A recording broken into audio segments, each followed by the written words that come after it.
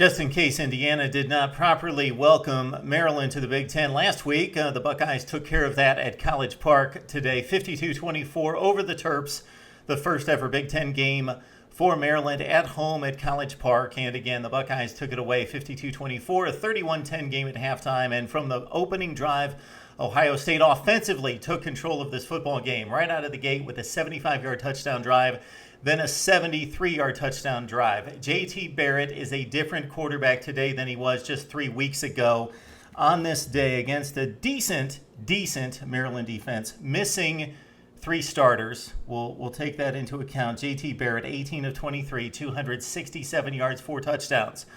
Todd McShay said it a number of times from the sideline. JT Barrett trusts his receivers, he trusts his arm, he trusts his timing more than the arm strength. He doesn't have exceptional arm strength, but he's got good, solid arm strength, but he trusts the timing of the throws. They're impeccable. He made a lot of great throws in tight windows, tight spaces, and again, 18 of 23 for 267 and 4 touchdowns with no interceptions. So for JT Barrett over the last few games, 15 touchdowns, 1 pick. That coming off that Virginia Tech stretch and against Navy with 3 touchdowns and 4 picks. Better quarterback today than he certainly was a month ago. And he's got the backing of Ezekiel Elliott out of the backfield.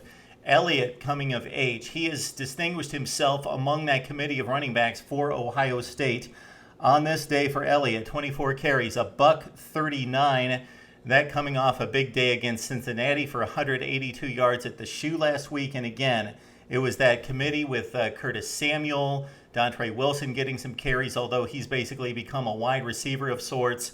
And, of course, Rod Smith, but it's been Elliott carrying most of the mail for the Buckeyes in recent weeks, and he is a tougher running back than he was at the start of the season. The wide receivers are playing better. They're competing for the football. They're making tough hands catches. We saw a great play by Michael Thomas in the back of the end zone where he fought the defender for the football, high point of the football, got the toes in. He caught 4 for 75. Corey Smith out of Akron becoming a playmaker on this team, 4 catches for 44. And, of course, Devin Smith made the defender look bad in separating himself down on the touchdown route on the post pattern. And Devin Smith, again, making big plays. And it's the tight ends for this Ohio State offense. They don't get glossy numbers. They stay in and block guys off the edge a number of times. There were some plays in which the tight ends were split wide. They came in close once they saw that the edge rushers were coming, and they picked up the blitz. And Jeff Hireman, Nick Vanette, again, as blockers and as receivers, doing an exceptional job. What differentiates Braxton Miller from JT Barrett at this point? Miller's got a stronger arm, and they say that Barrett and Miller are pretty much neck and neck in regards to straight line speed, but Braxton Miller, a bigger framed guy, breaks a few more tackles possibly, and is a little bit quicker in space, more dynamic runner. But JT Barrett, certainly a threat in the open field, carried it 16 times for 71 yards in this one as the Buckeyes looked really good on offense and scoring 52 points. It was a 24-10 game, and Maryland had the ball inside its 10-yard line at the end of the first half. They opted to really go for it and somehow try to put together a 50 or 60-yard drive. Well, their kicker did hit a school record 57-yarder, so you can understand possibly putting the game in C.J. Brown's hands at that point, trying to get closer to Ohio State. Randy Edsall paid for it, though. The pick by Darren Lee, and Ohio State took it in at the half, 31-10. Let's look at the Maryland quarterback situation. You got C.J. Brown, you got Caleb Rowe.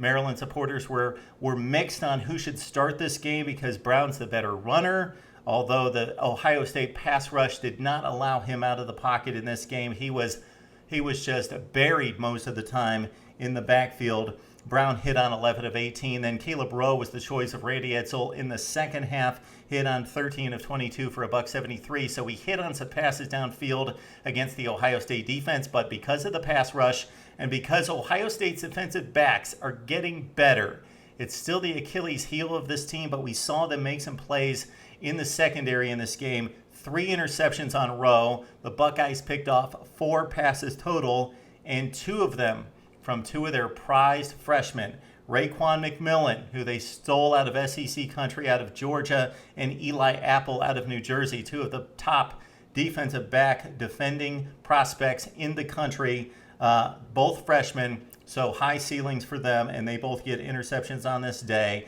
And was noted many times, possibly the best football player on the field, Joey Bosa, who was all over the place. He's so big and quick, long arms, and just great instincts for the football, made a number of plays in the backfield. Michael Bennett, also just a huge mammoth guy in the middle who's extremely quick for his size, making plays for the Buckeyes. The one concern coming into this game for Ohio State, Deion Long and Stephon Diggs on the outside from Maryland, they kept them under wraps. Long caught 6 for 57, including a remarkable catch along the sideline, but 6 for 57, and Stephon Diggs 7 for 52 for a touchdown. So do the math. That's way under 10 yards per reception for those guys. So Ohio State secondary did the job. They have been under it for the last year and a half in giving up big plays, especially against Cincinnati a week ago. But they played well in the secondary. And yeah, Maryland did miss on some passes downfield, so the coverage wasn't always there. Again, the Buckeyes are looking much better than they did against Virginia Tech. I think this is a much improved football team, and they're getting it together under JT Barrett on offense. For Maryland, the big win against Indiana, they came in at 4-1. They dropped to 4-2, and they run through the Big Ten gauntlet here coming up with Michigan State, Wisconsin, Nebraska, and Penn State for the Terps. It's still a pretty good football team in Maryland. They should make it to postseason play with 6 or 7 wins. Would love to hear what you have to say about Maryland, Ohio State, and what's ahead for the Terps and the Buckeyes right here on Mark Rogers TV.